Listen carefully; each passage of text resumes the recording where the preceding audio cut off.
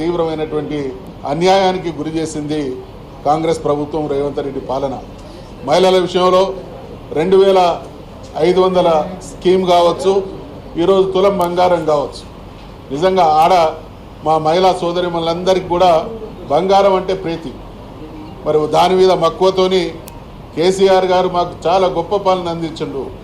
అయినప్పటికీ ఈ ప్రభుత్వం రకరకాలైనటువంటి స్కీముల ద్వారా మమ్మల్ని ఆదుకోబోతున్నది అనేటువంటి నమ్మకంతో వాళ్ళ అధికారంలోకి రావడానికి మహిళా సోదరిమణుల ఓట్లు, మహిళా సోదరిమణుల మద్దతే కారణమైతే ఈరోజు నిర్లజ్జగా ఈ ప్రభుత్వం మహిళా లోకాన్ని మోసం చేస్తూ ఉన్నది. పెళ్లి కావలసినటువంటి ప్రతి ఆడబిడ్డకు తులం బంగారం ఇస్తామనేటువంటి మాట హామీ ఇచ్చింది.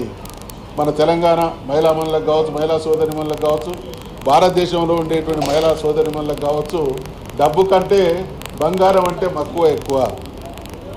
దాని విలువ కంటే బంగారం అనేటువంటి మాటే వాళ్ళను ఒక రకమైనటువంటి ప్రేరణకు గురి చేస్తుంది. కాబట్టి ఆ రకంగా సెంటిమెంటును ఉపయోగించి మహిళలకు బంగారాన్ని అమలు చేస్తామనేటువంటి హామీనిచ్చి నమ్మించి అధికారంలోకి వచ్చి మోసం చేస్తున్నటువంటి దుర్మార్గ పాలన తెలంగాణ రాష్ట్రంలో కొనసాగుతున్నది. కాబట్టి మరి తెలుగులో ఒక సామెత ఉంది, కలకంటి కంట కన్నీరు ఒలికిన సిరి ఉండనొల్లదు అనే సామెత.